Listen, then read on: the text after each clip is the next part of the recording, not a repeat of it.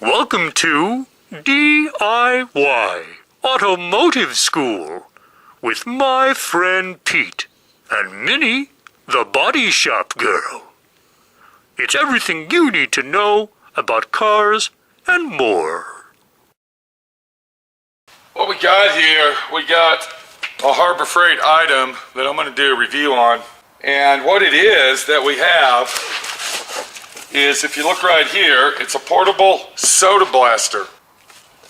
So we went ahead and purchased this item, and we're going to do a review on it because I believe in soda blasting. So if we look inside the box, we can see that it has a pickup tube right here. We also have a hose that has a ceramic nozzle on it.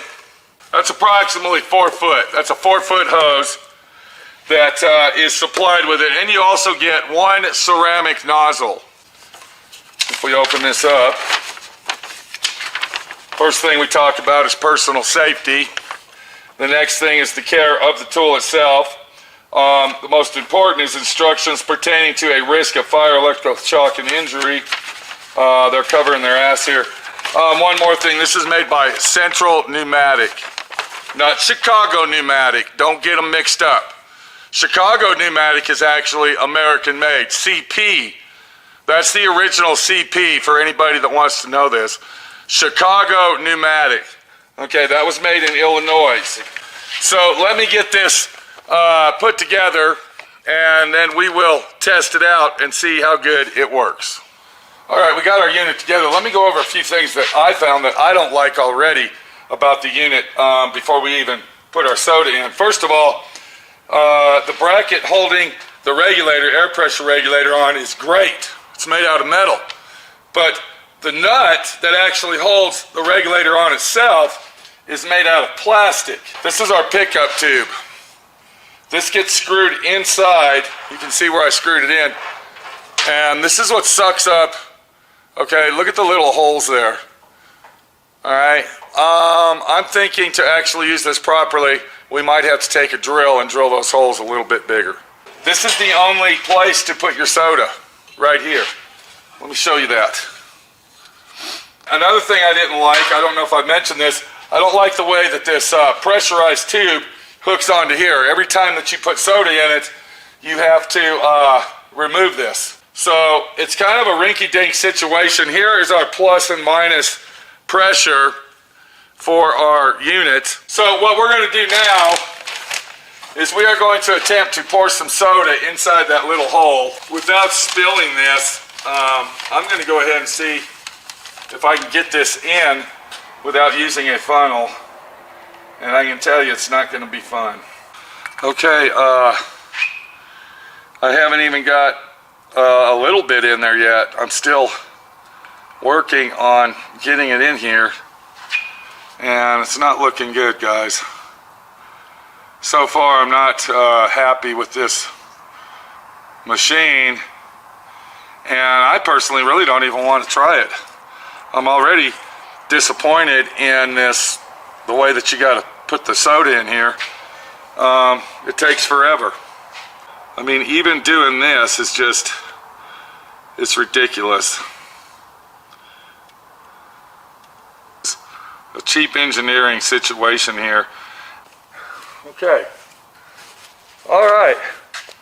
I got my hood on, and let's go outside and let's see what kind of mess this thing's going to make, and if it's even worth buying for the price that they're charging for this diabolical machine they call a soda blaster.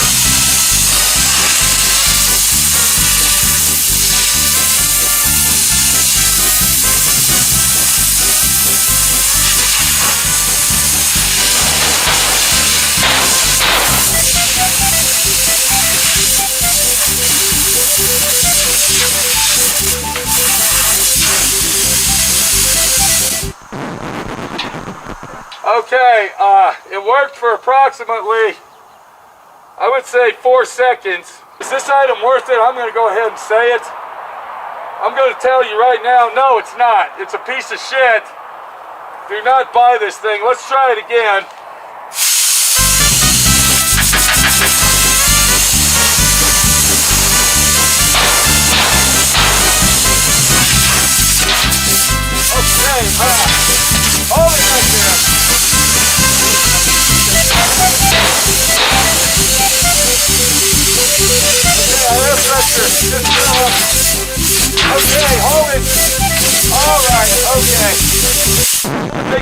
God. Whew. Well, we just found out that our central pneumatic 15-pound soda blaster is basically a pile of crap and not worth using. We will be putting that back in the box and sending it back to Harbor Freight to get a full refund. As far as our mask goes, I'm going to say the same thing about it. If you want to buy one, buy it. If you don't, take my word, it's a pile of crap as well. This whole video has been a fiasco from hell. I don't know if you can see that. We broke our ceramic tip. And guess what? I don't have any more. How y'all doing? This is Pete. We're at D.I.Y Auto School, and we're going to do a review today on a special item. Now, this item has been praised and reappraised to be one of the tools and one of the best tools, aftermarket tools, made in America. We're talking about the Icon brand. Icon is a specifically proprietary tool that you can only buy at Harbor Freight. Snap-on does not own Harbor Freight. Snap-on has never owned Harbor Freight. Harbor Freight is owned by one individual. He's a billionaire and he lives in California. And Snap-on has nothing to do with Harbor Freight. So you see, by going to your local Harbor Freight and purchasing this brand tool right here, they actually do give you a lifetime 100% authentic warranty against anything, no matter who purchased it, who owns it, or where you got it. All right, and just by looking at the package, if we look at the package close up, you can see that it's got almost an exact resemblance as the Snap-on. But what we're going to do is we are going to literally get nasty and get dirty about it, and we are going to dissect it by removing the covers off of the ratchets and looking at them side by side to see if they are exactly identically 100% the same. Now that we examined the exterior of each ratchet and found the differences from Icon to Snap-on, let's go ahead and proceed to look at the internal features of each ratchet. I'm going to go ahead and take a Torx wrench that fits this Torx screw, and we will go ahead and remove the screws out of the ratchet. And as we look inside it, we can see that this ratchet is very, very dirty and rusty inside, and probably doesn't need rebuilt at all, but needs a good cleaning. And we can see that there's a lot of rust and rot inside the head, and this is made of carbon steel. How many teeth are on that? I do not know. We see there's a spring-loaded mechanism here, which possibly and more than likely operates the on and off situation of the ratchet when it is all together and working. The last and final piece that we got, let me grab it out of here, and I see that there is a bushing of some type, a little spring that holds that piece in. We can't lose that.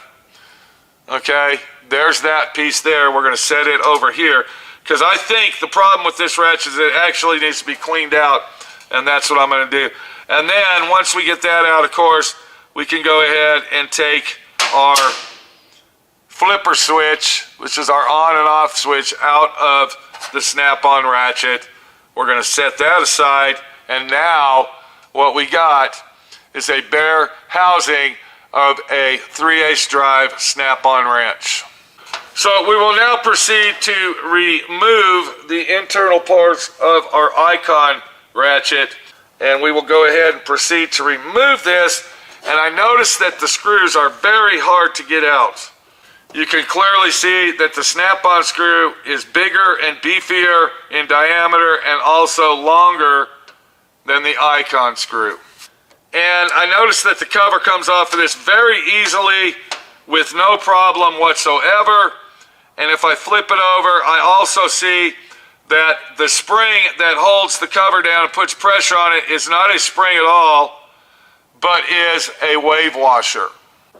Now we will proceed to remove the gear out of the icon ratchet. It seemed to have come out very easy. There was good pressure against that. It didn't feel like it was sloppy or loose, and it almost looks identically the same as the snap-on. Let's put them side by side and see what we got. This is our snap-on, this is our icon. Now we're going to go ahead and proceed to remove the ratchet clicker. We're just going to call it that. And as I remove it, there is no spring, there is no nothing whatsoever inside there. This is not a spring-loaded deal. It is just the ratchet finger inside the machine. Okay, I see that the clicker handle, it has a pin in it that is spring-loaded. Okay, now that we took that pin out, I noticed that the icon comes out from the top, not the bottom. And we just lost, okay, we didn't lose it. There it is. All right, hold on, people. Look what just came out of there. All right, we don't want to lose that because we got to get this thing back together. And as we look at our flipper switch, the designs are totally 100% different. The icon actually has an O-ring, you can see that right there, whereas the snap-on, let me see if that snap-on has, yes, there is an O-ring on the snap-on one, but the design, let me go ahead and get this all lined up. The design on these are like 100% totally different. Here's the snap-on, here's our icon. What's the difference? The difference is a lot, but in a sense, it's a sales pitch that says, this is $35, and this bitch right here is $135. I think I'm gonna go with icon on this one, due to the fact that it's only $35, and you could probably catch it on sale for $20. It does have a lifetime warranty, no questions asked. If this thing breaks, who gives a shit? I ain't gonna take it apart and waste my time like I gotta do on this bitch. Harbor Freight's got my choice on this one. It's a thumbs up situation. Forget Snap-on on this deal. Go get the icon, and I think you're gonna love it. Well, how's everybody doing out there? This is Pete at D.I.Y Auto School, and what we're doing is showing you safety is the first thing on your mind, and should be all the time. What we're really doing though is we got a tool right here, okay, and I'm gonna be honest with everybody. This is a company called Kimo, K-I-M-O. This is actually a cordless, brushless impact wrench. Now, they say that this is a set that I'm looking at online, but I don't see anything here that says set. All I see is impact wrench, so when we open it, we'll find out. Kimo Tools has been in business for 25 years in power tools, and they also claim to be in the world's leading position. Okay, so basically what they're saying here is this thing is like the biggest, baddest monster, beast, Godzilla, they're calling it. Godzilla. So we're going to go ahead and open it up, and the first thing we see, this is the kit.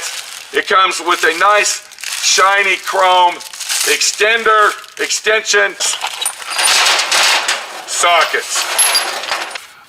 Okay, so I got another box here. We're going to open that, and enclosed in this box, of course, is our 20-volt maximum lithium battery. Okay, so we got our charger plugged in, and it says that the battery's already charged. No, it's... Okay, it said that when it's on reverse, it has a stop. So if we walk outside, I had some serious trailer issues over the weekend. You can see that the leaf spring is literally broke and busted in half. So what our plan is with the Kimo is that we are going to remove the U-bolts off of that leaf spring shackle that you're looking at right there. And we're going to see if the Kimo 250 foot-pound torque, 3,000 inch torque can remove these bolts. Once again, this is very small, very compact. You can see that. I'm actually shocked that it is this small, and they're doing all this claiming. So we're going to go ahead and see what happens.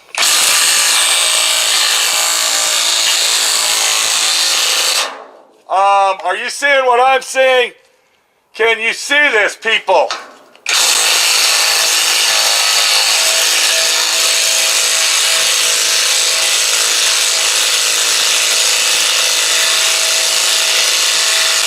I can't believe my eyes that this little hand-size half-inch impact, $99 on Amazon, 20-volt maximum lithium, is literally removing this U-bolt nut. Let's see what happens.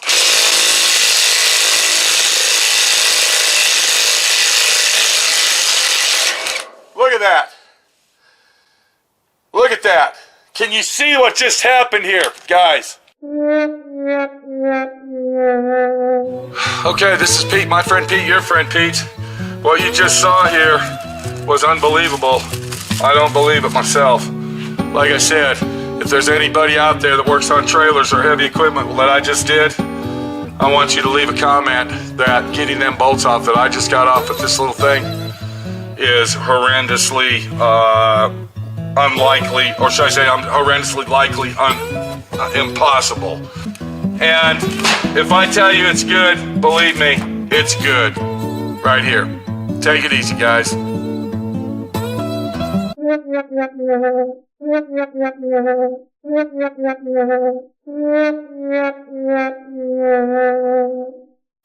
I have been busting my ass all day long, people. I'm almost done. I got 2 or 3 coats of clear to apply to this giant job, and it'll be a downhill slide from there. So my neighbor guy asked me, he said, "Hey Pete, I know you need some dirt. Maybe we can do a little trade-out deal." He actually is in construction, this, that, and the other. So to make a long story short, we're basically doing a semi, yeah, not the semi-truck, we're doing a semi-swap-out deal, barter deal. So, of course, naturally, being a swap-out deal, I got to, what do we call that? I'm tongue-tied for the word here. Keep track. There you go. I got to keep track of all the pennies that I spend to calculate how much money I've spent on this swap-out job. This is the clear that I got, and we're going to look at it here in a second. Then I was going to get this other clear made by House of Color, but it was $142 a quart or something like that. And then I started shopping around. I went over to my buddy Mike over there at Color Wheel over in Grand Junction, Colorado. And if you're in the Grand Junction area, the Western Slope area, please support our local businesses. And I'm not talking the corporations. I'm talking guys like me. Support Mike over at the Color Wheel. His information's right there. You're looking at it, and you'll see detailed information in the description of the video. So I called Mike up on the phone. I said, "Hey, I need some flat clear, but I don't want to spend $200 for a quart." He said, "I got some stuff. I sell a lot of it. I've never had any callbacks on it. And it cost $89 for a gallon setup." I said, "Wow." So what we got here, we got a gallon of part number 77165 flat finish clear. That's what this is. It's made by this company. I'm sorry, it's not made by that company. Stop that, my friend Pete. It's not. It's labeled by that company. So we're going to go ahead and shake this up very, very well. And what the actual deal is the reason you need to shake this is because the flattener is heavier than the clear, and it settles at the bottom. So it's very important, if you want this to work properly, that you got to shake it up 100%. Once we mix our clear up, we're ready to go ahead and start spraying this stuff. I'm going to use my strainer And I want to keep that strainer going all the time with everything I do with this clear. It's very important, and I don't know if you can see it, but I'm going to bring it over there. I don't know if you can see those little micro white specks in there. Can you see those? All right. Very, very important, people. Very important.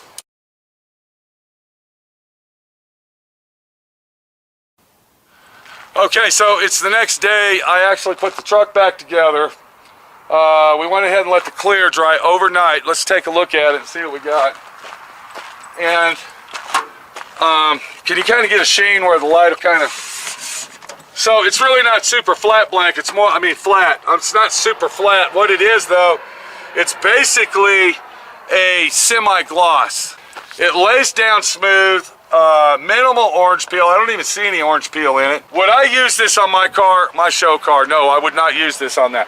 Would I use it on this 18-wheeler? Yes, I would use that on a truck. That's a work truck. I would not rely on this $88 plus gallon of clear to restore my vehicle. But if you got a rat rod or you got some jalopy that you want to paint, and let's say you got some spare paint around and you want to clear it, okay, this clear is great for that. $88. Once again, if you live in the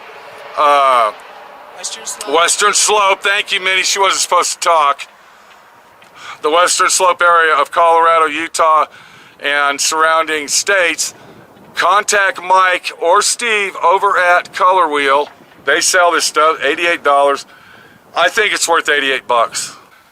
$88. Remember, shake well. It's a 6-to-1 mix, not a 4-to-1. And I used approximately 2.5 to 3 quarts painting that front end and those 2 canisters. This is Pete, my friend Pete, your friend Pete, saying that this product would be good for, what can we say, a cheap job? Would you call it that? Maybe a Earl Shives or work truck job, or maybe scuff and paint quickie, get out of the shop area and make a couple bucks. I would not use this to rely on it to do a custom job though. It's a good product, but you get what you pay for in the paint and body industry. I don't care what anybody says.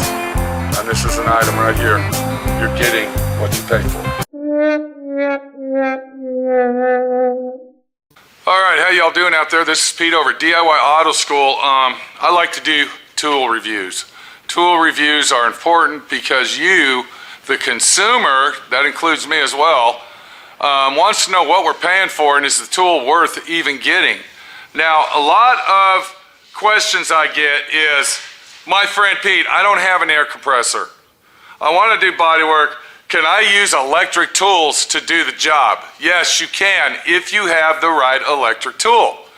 So what we're going to do today, because I found a tool that is a pretty awesome tool, and I was very, very shocked and surprised. Now, I will say one thing about this tool before we look at it. The tool is a little bit pricey, but from what I have already learned about the tool, I think that it's worth it, especially if you're going to be restoring a car at home, if you're going to do home repairs like I had to do, all right? And if you're going to be using it a lot, it's well worth the money. What we're talking about is a Porter Cable brand Orbital DA dual action sander / buffer. Now, I don't know if you can read that from there. I'm going to bring it up there so we can get a good look at all the specs on that. I want you to pay close attention to that and read those as I am pointing at them. You can automatically see right there, it says, automatically says 6-inch. All paper that you get when it comes to automotive DA sandpaper is 6-inch. That's your most common size. So right there is a plus. This is a variable speed from 2,000 to 6,500 RPM. I'm going to pull it out, we're going to look at it and see what's going on. Let's go ahead and open it up and see what we got. So as we open it, we can see here is our foam pad. And I want you to look at the threads there. That's the exact same thing as an air sander. All right, this is the exact same thread as an air sander. So it's telling me right off the bat that this is a tool that I'm going to use. And you can see that I did use that tool, and I think it works awesome. So we're going to get our Orbital Cable Porter sander out, and I want you to look at this. Look how nice that is. Look how heavy duty it is. It's built very, very well. You got your variable speed back here. You don't have a trigger that you hold down. You got a button that you turn on. So it's always on. Now the way that I'm using this, I'm using it with one hand like this, and I'm using it like as if it was a DA sander. What we're gonna do is we're gonna take some 36 grit, we're gonna stick it on that pad, we're gonna go over here, we're gonna get Minnie the body shop girl over here as camera girl, and then we're gonna go ahead and use that as if we were using an air tool called the DA sander, dual orbital action sander. And for everybody out there that doesn't know what a DA sander is, this is the DA sander. This is an air sander, it's a dual action sander, and what it means is it spins like that, but as it's spinning like that, you see that counterweight right there would make it go like this as well. All right, now this is the same thing. They're calling this an orbital sander. All right, they're calling this an orbital, but it does the same thing. It spins like that, but once again, look what's going on. See what I'm saying?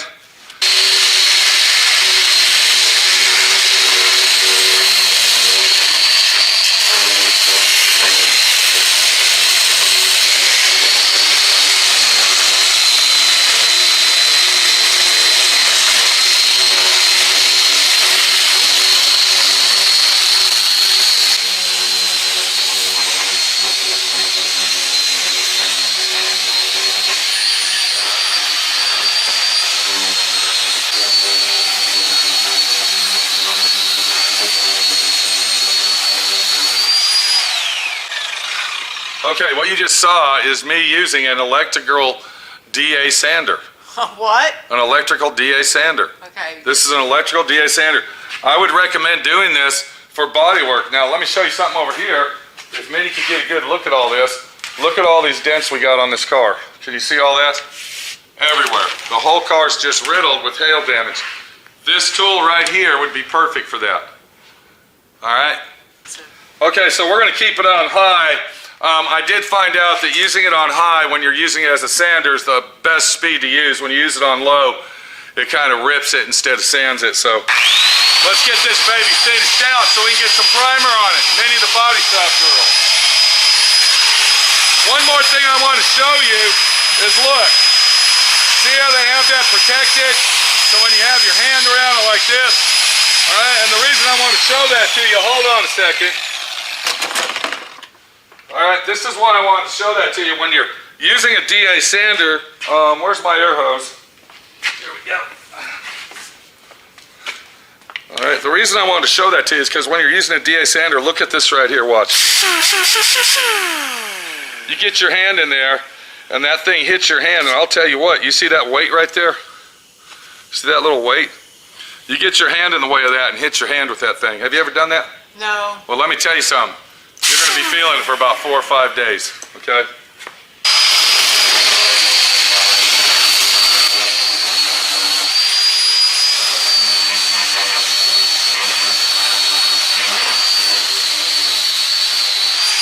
Look at that. Nice. So, it's the Porter cable. Now, I don't know if I mentioned the price. Did I mention a price? No, I hadn't I don't think heard I that did. price. This little tool right here, now, I hope you all are sitting down. Are you ready for this? What is it? $129.95. Whoa! Okay, so it's $129.95 for the dual orbital sander with polishing pad.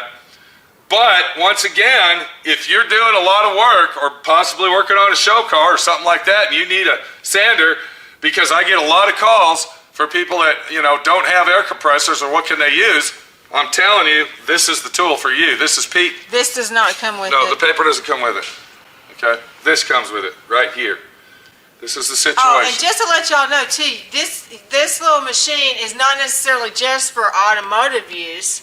Right. You can use it for home honeydews around the house, Okay, is that a hint? Yeah. I think I was working on the front door till 10:30 last night. Yeah, Pete body worked our front door. Okay, so this is Pete, my friend Pete, your friend Pete, looking at the Porter cable sander orbital and saying to myself, it's worth the money. Get it if you can afford it, and hopefully it'll work for you.